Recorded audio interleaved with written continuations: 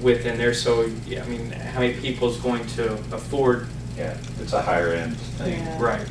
Sure does. And, you know, if you can afford, you might want you to have your own home, you know.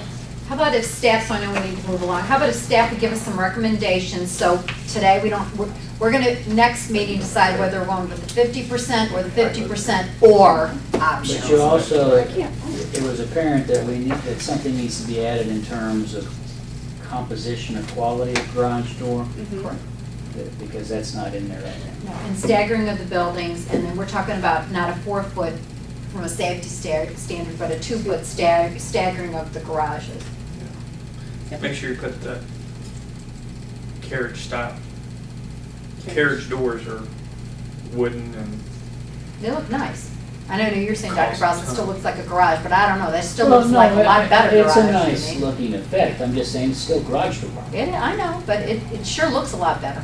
Even the aluminum doors with the hardware and stuff, and windows make it look a yeah, and lot painted nicer up too. to match, you know, soften the. And that's something staff could look into too, whether the painting of the doors, because I think that's a great idea, that even the carriage doors are the best plan, but just if they painted them and they were, you know. Okay. That's some other plan. Well, and you almost have something similar to that already in terms when you're talking about accessory structures and you have detached garages, it does reference the fact compatible materials, scale colors, architectural details. True. So you have something like that, it's just that says detached garages, carports, and other accessory structures. And I had to maybe we can go a little bit out of order here, just because I know Janet Jarvis and I staff are here. Maybe we can get into the lighting issues and some of the entrances, because those are the ones just because I don't want to have to make them come back to another meeting. So can we go to lighting and entrances? Sure. Our It's safety Security issues? and crime prevention's on page 4. And before that, you have the entrances, Oh, visible doors. visible doors. Yeah.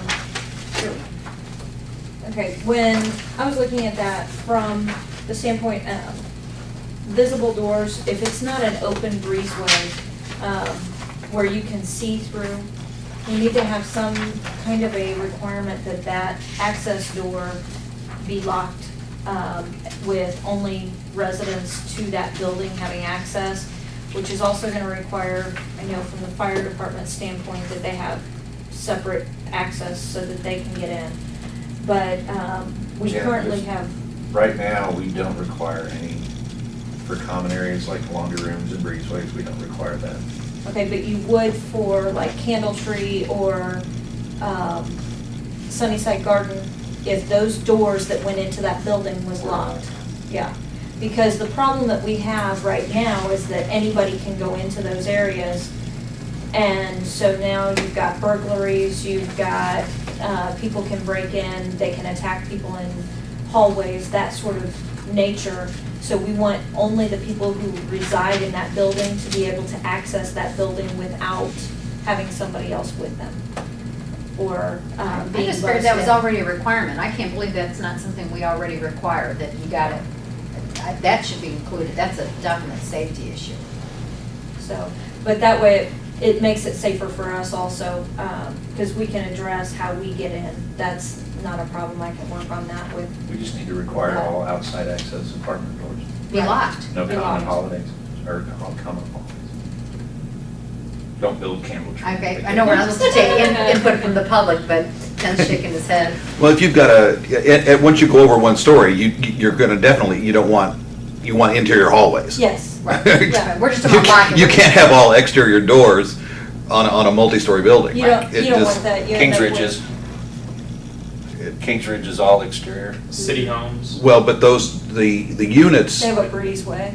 There's a stairwell in between them. but See, I they're all don't think that's exterior. as secure. I mean, where my mom lives, you gotta get a key to go in the front door. Then there's hallways to get to the apartment units, and you gotta open your door to get to those units. there To me, that's more could be secure. some kind of an That's electronic Key Well, card. and- key card or something that would allow you guys to have access to those hallways And- as well as the residents. Well, Sure. and there are systems out there that are even such that if I click my radio, it will unlock. I mean, Yeah. there's systems out there. There's all sorts of things out there where you can go from all the way as high up as it will only register with police or fire frequency click, down to an actual key. I mean, there's everything in between. Those are all different possibilities that can be addressed, but my biggest concern is that that door be locked. Yeah, I agree, but I think you want interior hallways because, or at least breezeways, because you don't want that motel look. You don't want Oh, that absolutely. doors on a balcony. Right. So can staff look into the codes to have, to Yeah, I require agree some with kind that. of locking of the buildings? Mr. Because I Frank agree, Candle, I don't yeah. like that, any So, kind of but breezeway again, you've got should be breezeways and things enclosed. like I that, don't so like you've that. got, Everybody, you're not just anybody seeing should be that. standing there and waiting Yeah. for you, Yeah. it's too hotel looking. So can we look into some kind of codes that other cities have requiring that shared access have locks? Because you don't want to have, I just cannot believe we have apartment complexes that anybody can open the door and just wait for you when you Actually, get most of in. the new ones, they're Emily and that's how most of them are anymore. They're just open, Well, they're not locked. they're open breezeways. I mean, Yeah. they might be enclosed by two buildings and then are put together and then have a breezeway in between them, but Most they're of open. those are open, but there you still have the visibility, because if I'm driving by, I can look down that breezeway and see that there's somebody in that hallway. Right, and that's. the- So that's the okay, design but if you component. have, if you And I have bet- something where you've got it obstructed by doors, where that door is preventing you from seeing down, for instance, if you look at the ones that we currently have within our city, Candle Tree, if you go in that front door to the building, you're going into a stairwell, and you have fire doors at each one of those levels. So now you've That aren't got locked either. that are not locked. So now you've got access into the entire building. I can't see to figure out which area somebody is running into or if there's somebody standing and waiting. So from that standpoint, it's a danger for a citizen, but it's also a danger for, you know, police officers, Everybody. firefighters, anybody going into those Well, and that's areas. pretty much that hotel motel complex effect that you're talking about. Yeah, That we so- don't want, but the newer units, okay, it's not something where you're requiring someone to have a key to get in an access way and then another key to get in their front door. No, they could have the same key. It is possible for them to And I don't code know it if, so that they can do that. But what I'm saying is, if they're going to build something that has a door that prohibits, you know, that you have to go through to get to that hallway, then that needs to be locked. Right. We got you.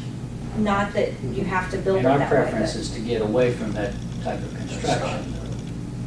Well, the new That ones behind hotel, Walgreens, motel. those Chapel Ridge ones have separate entrances for each unit. They don't have a shared way. You go up there, They have a breezeway. So that- They're They're like that's new one King there. Church, they're separated by The new one there breezeways. on Warren. Uh-huh, Yeah. down Warren. Yeah. so how do they get in there? Is that locked? How do they get in there? It looks like they just go into each unit. Yeah, they just go to the individual unit, which I'm fine with. That I'm okay with. But if somebody's going to build a 4 or 5 story, because it allows for up to 5 stories, I think, is what I Right. read. So if you're gonna go and build up to 4 or 5 stories, you're gonna have those hallways. You know, it's not gonna be necessarily No, a it's not gonna breezeway be, no. typically. So in those situations, if you're gonna have, I wanna limit access in those Mhm. types of situations. Okay, get you. Okay. Then, I'm not quite sure where I would put this, but around the entrances, they should have the addresses clearly posted, preferably within about 3 feet of that entranceway. They need to be clearly visible from the street or driveway where they're at, and they need to be in contrasting color, preferably not brass. We want them Jim, to isn't avoid that- that brass. Included in the code already, although we don't always follow it. I don't think we it's- enforce it, but I think in the new, I know the in the fire new code is- internet IBC, I think they have to do that. Okay. But I don't know about the distances. Yeah. And you said you prefer them how far? Well, 3 feet was just a number I pulled, but it just needs to be around the entrance. Yeah. There's houses that we have, the addresses by the garage that's on the opposite end of the house from the door. And so as emergency personnel responding, one particular house had it etched in the sandstone or concrete, it was kind of a sand-colored concrete, behind a tree by the garage with the door at the opposite end. It took me forever to find that house because I'm like, well, it jumps from here to here,